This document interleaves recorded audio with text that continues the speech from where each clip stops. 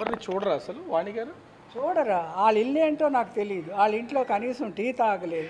ఒక అత్తగారని గౌరవం లేదు. మా డబ్బు తింటూ ఎంతసేపు ఆళ్ళక్కలు ఆ రాఘవరావు గారు అతనికి ఏమీ లేదు. అతని ఇల్లంతా అమ్మితే ₹1,00,000 రాదు. అంత పూరు కానీ డాబులు చెట్టు లాగా ఒక లాల్చి పైజామా వేసుకొని బయలుదేరిపోతాడు. అవంతా మా కొడుకు డబ్బులే. ఎందుకు అసలు ఇప్పుడు ఈ గొడవ అసలు రావడానికి కారణం ఏంటంటే రాజకీయం ఒకటేనా?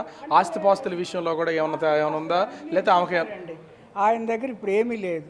ఆస్తిపాస్తులు అన్నీ ఇచ్చేసి నడి రోడ్డు మీద ఉన్నాడు నా కొడుకు. అంటే ఏమి ఇచ్చేశారు? అన్నీ ఇల్లు ఇచ్చేశారు. 8 కోట్ల ఇల్లు, పాలిష్ యూనిట్ ఇచ్చేశారు, గ్రానైట్స్ ఇచ్చేశారు, ఇంకా ఒక 5 కోట్లు వేరేకి ఇచ్చారు. ఇంకా మొన్నటి వరకు 2,50,00,000 1,50,00,000 అలాగ ఇచ్చారు. అయితే మేము ఎప్పుడు ఏం అడగము. నేను ఎప్పుడు వాళ్ళ ఇంటికి వెళ్ళలేదు, మాకు రమ్మని పిలవలేదు. ఏనాడు కూడా నేను వాళ్ళ ఇంట్లో టీ తాగలేదు. కాకపోతే పిల్ల పందిరాట వేసినప్పుడు వెళ్ళాను. అప్పుడు కొంచెం ఏదో ఆ టైం దాటిపోయింది, కొద్దిగా భోంచేసి అలాగ వచ్చేసాను. ఈ 30 ఏళ్ళలో నా కొడుకు వాళ్ళు తీసుకెళ్ళిపోయి పెట్టరా. అసలు ఆస్తులు ఏమీ లేకుండా అన్నీ ఆయన శ్రీనివాస రోడ్డు మీదకి వచ్చేసిన తర్వాత కూడా ఎందుకు ఇదంతా ఈ రాద్ధాంతం అంతా ఎందుకు జరుగుతుంది? విరక్తి చెందిపోయారు. ఇంకా ఈ జీవితం నాకెందుకు స్కెల్టన్ మిగిలిపోయింది. ఆఖరికి 3 నెలలు అతనికి భోజనం లేదు. మాకు ఆ సంగతి తెలియదు.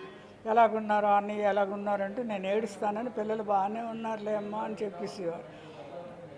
ఇలాగైతే ఒకరోజు తను ఇంకెందుకు ఎక్కడైనా చనిపోవాలని ఒకటి, ఇంకా హరిద్వారం ఎక్కడికో వెళ్ళిపోతానని ఒకటి, ఇది చేసి సన్యాసం పుచ్చుకోవడానికి కూడా అతను తయారైపోయాడు.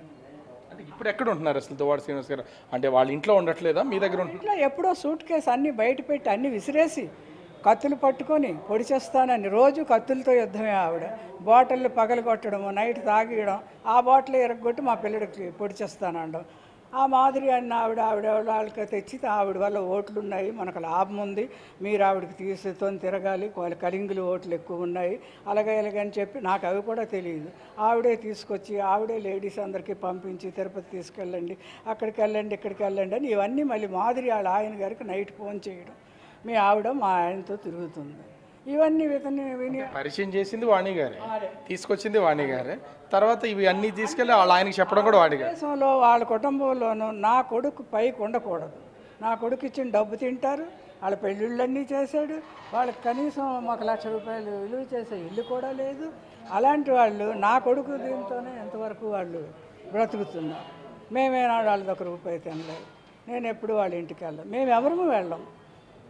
అయితే అలాగుంటుంటే ఆ మధ్య నాకు తెలిసింది ఇలాగ అయిపోయాడు. అన్నయ్య చూస్తే భయం వేస్తుంది అని చెప్పారు. నిజంగా చూస్తే మరి ఏమి లేదు, ముఖం ఇతను నా కొడుకేనా అని అనిపించేసింది. Only skeleton. అయితే అప్పుడు అన్నయ్య మీరు అడ్డగా వచ్చి కారు అడ్డుకు పెట్టి ఈ శ్రీకాకుళం దాటిపోయారు, చాలా దూరం విజయనగరం ఇదంతా దాటేశారు. ఇంకా అటు నుంచి వచ్చి కారు అడ్డంగా పెట్టి తీసుకొచ్చారు.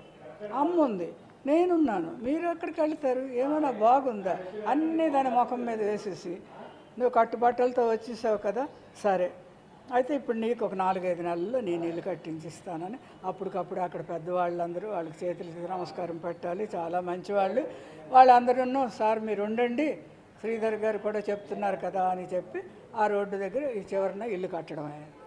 ఇప్పుడు మీ కోడలు వాణి చాలా ఆరోపణలు చేస్తుంది. మాధురి సీని ఇద్దరు కలిసి ఉంటున్నారు, కలిసి పెళ్లి చేసుకుంటున్నారు. మాధురి ఎవరో మాకేం తెలుసు. తనే తెచ్చింది, తనే కలిపింది, తనే వాళ్ళ అతనికి చెప్పి విడదీసింది, అన్నీ చేసింది. ఇప్పుడు శ్రీని గారితో ఇలాగా ఇవి ఉన్నాయని అతని మీద కూడా ఆరోపణ చేస్తూ నిన్న సాయంకాలం అప్పుడు నా కొడుకు తెచ్చేసిన తర్వాత సడన్గా కొని రాత్రి అనక పగలనక ఎండలో ఉండి 4-6 మాసాల్లో అతనికి ఉండడానికి బెడ్రూమ్లు అన్నీ తయారు చేయించాడు మా చిన్నోడు. డబ్బంతా మేమే పెట్టాం. అది అతని దగ్గర అప్పటికి పైసలు లేవు, అన్నీ తీసేసుకున్నారు వాళ్ళే, కార్లతో సైతం తీసేసుకున్నారు. చివరికి ఒక మాట చెప్పండి. ఇప్పుడు ఈరోజు మాట్లాడుతూ మీ అబ్బాయి శ్రీనివాస్ ఒక మాట అయితే అన్నారు, నేను విడాకులు తీసుకుంటాను. తల్లిగా మీరు ఏం చెప్తారు? విడాకులు తీసుకోమని చెప్తారు. తీసుకోవాలి అంటే తన్నోటితో 10 సార్లు అన్నారు. అందరి దగ్గర నాకు విడాకులు కావాలి, నాకు అతను వద్దు, నాకు భర్త వద్దు అని వైఎస్ఆర్ దగ్గర అతనికి వెళ్ళి జగన్బాబు దగ్గరికి వెళ్ళి అతనికి టికెట్ ఇవ్వకండి, అతను మంచివాడు కాదు, నాకు ఇవ్వండి అంటే అప్పుడు నా కొడుకు ఒక విధంగా అమాయకత్వం, పోనీలే అని ముష్టి వేసాడు, టికెట్ ముష్టి వేసాడు. దానికి ముష్టి వేసేయడంతో ఇక్కడ అంతాను ఒక సైకోలాగా ప్రవర్తించింది.